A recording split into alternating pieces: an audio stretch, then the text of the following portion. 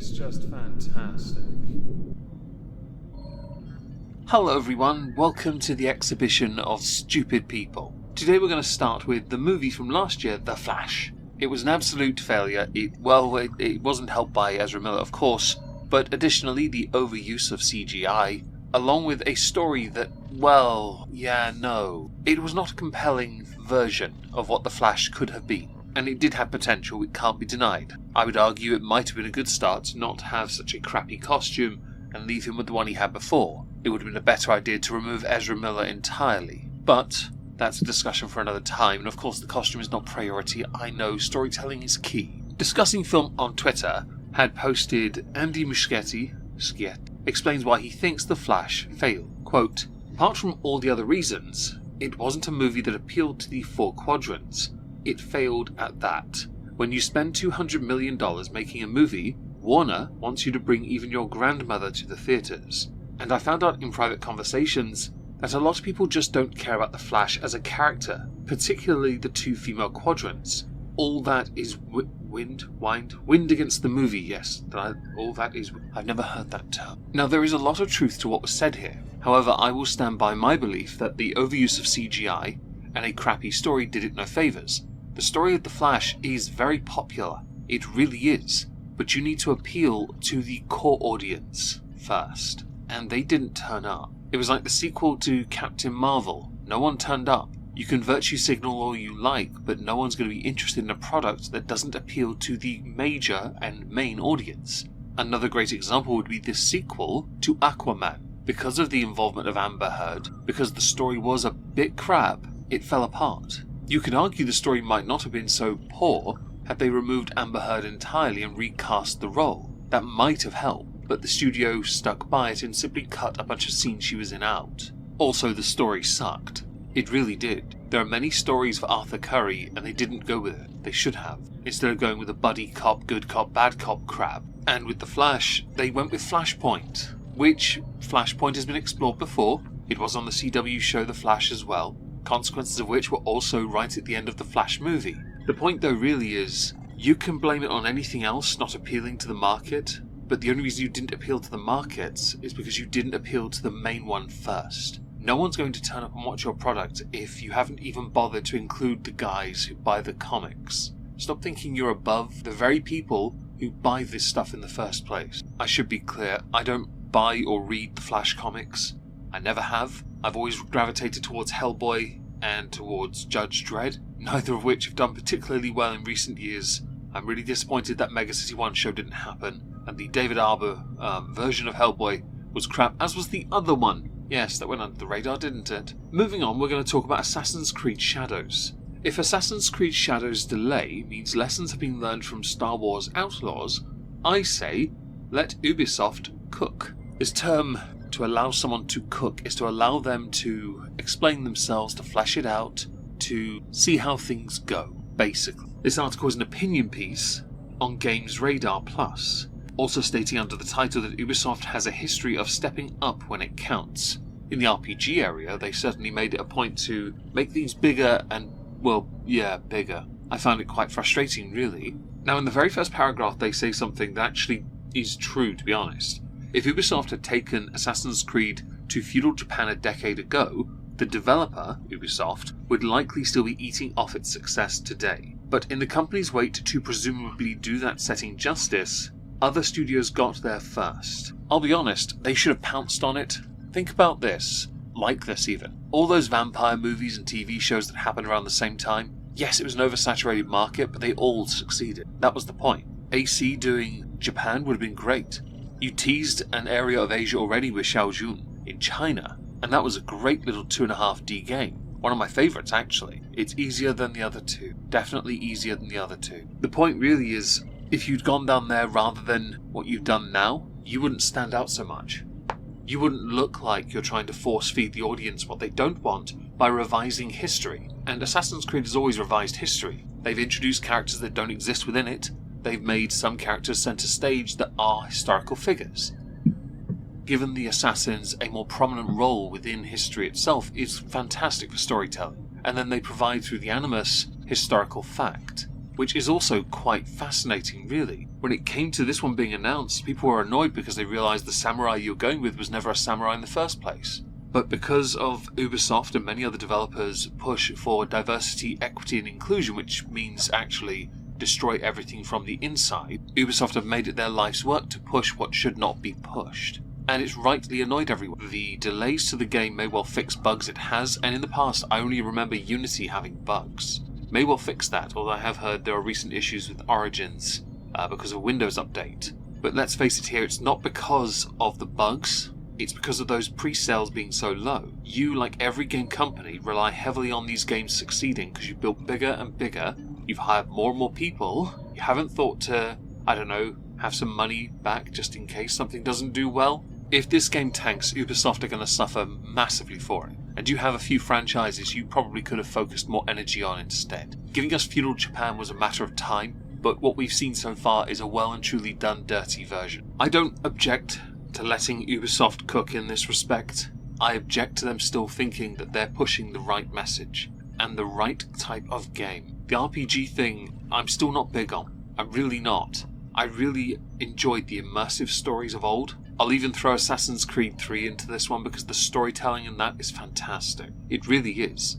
Regardless of how petulant Ratonic is, it's still good. So while we're in the realm of video gaming, we should probably talk about Path of Exile 2. With this we have to feature Asmongold and Elon Musk. Screamheart on Twitter posted a 2-minute 20-second video going over Elon Musk's claims because they played games with him and they had spoken to him with regards to his semi-pro career as a video game player, him stopping at a company issue where it almost went bankrupt, or it might have gone bankrupt. But he had to focus his energies elsewhere because he was putting a lot of time and effort into a game that he claims to have been the second best at. Some dispute this and believe he botted the whole thing, or had someone play it for him, right?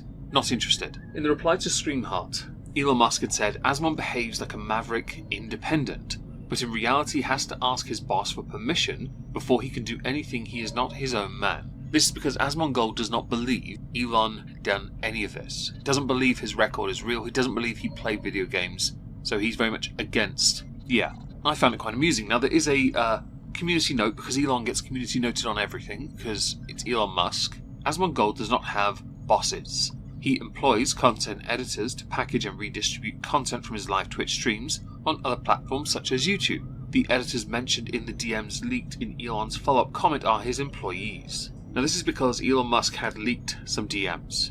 Disclaimer, if you have DMs with anyone, please do not leak them. It's not a good look. Elon did follow the tweet up to try and diffuse the community note, which would indicate some people work for, or work with, or Asmon works for people. Readers added context again though by saying no. The Quartering replied to this by saying, leaking DMs ain't it, dude, and I kind of agree here. Don't leak people's DMs. Don't believe you're above that. Asmongold had retweeted Elon Musk by saying, leaking my DMs is one thing, but this is absolutely uncalled for. The reason why is because Elon Musk had had a conversation with Ian Miles Chong under the Screamheart tweet, where Ian had said, you shouldn't have to justify yourself to these people, but it's nice that you've got receipts to prove your gaming credentials. Because Elon had tweeted an Ace of Spades HQ stream video on demand VOD, he had that, showing some gameplay. Whether Elon actually is playing or not, I have no idea. And Elon Musk had replied to Ian Miles Chong by saying, I'm on hundreds of streams on YouTube, Twitch, playing live with the world's best players. No other way to say this, but while Asmon is good at caustic commentary and making fun of people, he is not good at video games. Readers added context, which referenced WoW. I think the only achievement in WoW worth having is the Leroy Jenkins one. Otherwise, all of this is utterly pointless. But it is worth pointing out, Elon isn't getting much in the way of engagement on these tweets. He's getting a bit of a backlash. Close to getting ratioed in the replies as well, which is impressive. Yesterday, he had tweeted, video games are meant for you to be immersed in an exciting and creative alternative reality and have fun with friends. Adding present day political BS kills the vibe, which got, well, let's say universal approval. Readers had attempted to add community notes to this one, and I'm sure one might get approved, but I'm not entirely convinced. The one rated as not helpful. Elon was caught boosting his character in Path of Exile 2 after claiming he was a pro gamer. That takes away the accomplishments of the real professional players who compete to be the best of the game. One above it, no note needed. The community note isn't related at all to the post in question. Keep those sorts of posts to a comment section or related post. I don't have the ability yet to add community notes because I can't be asked to get involved, but I'm impressed at the amount of stupidity people are willing to commit just to get back at Elon Musk. No offense intended here, but this is a bit tragic, isn't it now? I will agree, Elon should not be leaking DMs with Asmongold, or anyone for that matter. I don't care what your reason is, I don't care who you are. You must hold yourself to a standard. DMs are, well, they're private messages, aren't they? If it was said on a public platform, then he would just tweet it at you. But everything said privately is private discourse. You do not need to then share it to try and shame another person. We can question Asmongold's ability as a gamer all day long. I'm not going to. I don't care enough if he's any good at video games. I really don't. But I do think it right that we hold ourselves to that standard of not publicly shaming people for what they've said in DMs, and then using it as a reason or an excuse to brag about how good we are. We're not. No one's that special, don't try me. It falls within the realm of influencing people in the wrong way by showing that you're willing to use tactics that at this point you no longer need to. You don't need to use. I think anyone that does that is a bit weak tea, and they know I'm right. On the subject of influencers, though, I guess we can try and insert Andrew Tate here. This will be interesting. It'll be short. A Northern Ireland MP has launched legal action against the self-styled misogynist and his brother over social media posts made in the past week. A lawyer for the MP, Mrs. Eastwood, I can't be asked to pronounce that first name because I'll undoubtedly get it wrong, said the posts were made on Friday, the day after she had told MPs that she was a survivor of ABUSE. Now, there's been much in the way of discussion, debate, argument, MPs, mayors of towns saying that the government's handling of the GROOMING gang-related inquiries that aren't happening, safeguarding children and all that, has been an absolute disaster for the government. So they're trying to push other messages to drown out the criticism. It's not working, but they're trying. Kevin Winters, one of the best-known solicitors with a series of cases against the state in relation to deaths during the Troubles, confirmed he was acting for the MP and was quoted as saying, "We are instructed to issue legal proceedings against Andrew and Tristan Tate over their continued publication of social media postings on the 10th of January 2025. We can confirm service of correspondence on today's date to their solicitors. In light of the sensitivities of the issues engaged, we have no further comment at this stage." In November of last year, this MP had been pushing for more government interaction when it came to dealing with offhand misogyny and, of course, hate speech. I do not, and I'll stand by it regardless of what anyone says, believe in hate speech. I do not believe hate speech laws to exist either. I really don't. And I'm not going to change that opinion. I'm not going to debate it either because it always becomes the same argument of, well, let's go to this incredible extreme. My answer is still no. But why? Because Stone Cold said so. How about that? How about stop finding an excuse to drown out noise? Earplugs exist if you're that easily offended. Grow up. That might not be a popular opinion, but I'm getting older and I've really stopped caring. Now, there are a few aspects of this that tickle me to no end. The first aspect that tickles me is the fact that he is under house arrest, I believe, in another country. So he's having to deal with legal stuff there and legal stuff here. It seems a bit peculiar. Now, some of you are undoubtedly going to be asking, Meg, where are the comments made on the 10th of January? I have no idea. I went to Andrew Tate's Twitter and I noticed all the tweets were out of order because every so often he likes to go back, or someone does on his behalf, to bring back an old tweet to add a comment underneath it that will make it seem more relevant. It's a very clever way of farming for, clicks and engagement. Very clever. I never thought to do it myself, but mostly because a lot of what I tweet is just rubbish, really. I don't use it as part of a business, I just use it as a part of me and not. If you've seen any of the stuff I've said at Keir Starmer, you'll know what I'm talking about. Now to the final subject, we go to Joey Swall. Now Joey Swall had put out a video, a 1 minute and 10-second video, with a short clip at the start, of a man in the gym looking like he's wearing a Domino shirt, getting ready to do some sets, okay? His camera's set up, he's got 100 on the bench, he's looking ready to do some business and, make it, look good and get that clout on Instagram, right? That's how you do this, right? Okay, well I know it's Instagram because it's a reel. In this reel, somebody walks in front of the camera, so he puts his hand on their chest and pushes them back.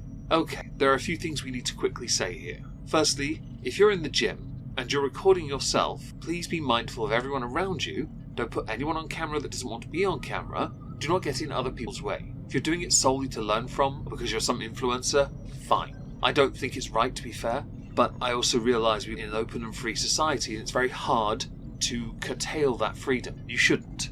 Do not put your hands, and this is the second part, on anyone that walks in front of your set. You can crop out the part where they've walked in front if you need to. It's called editing. As someone that edits videos, although this one is quite stripped back because I have no choice to do, I can promise you it doesn't take long. In fact, if you'd handled the situation better, you'd look less like a knob.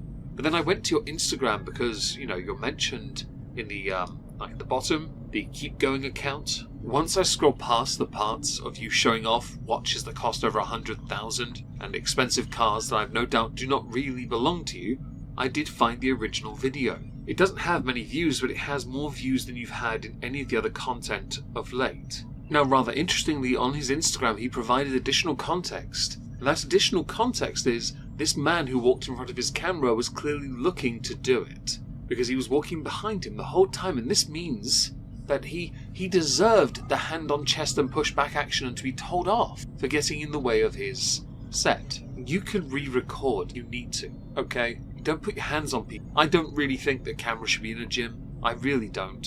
People do it in front of the mirror. If it's a girl, it's usually someone twisting their body to make their backside look bigger, standing on their tiptoes.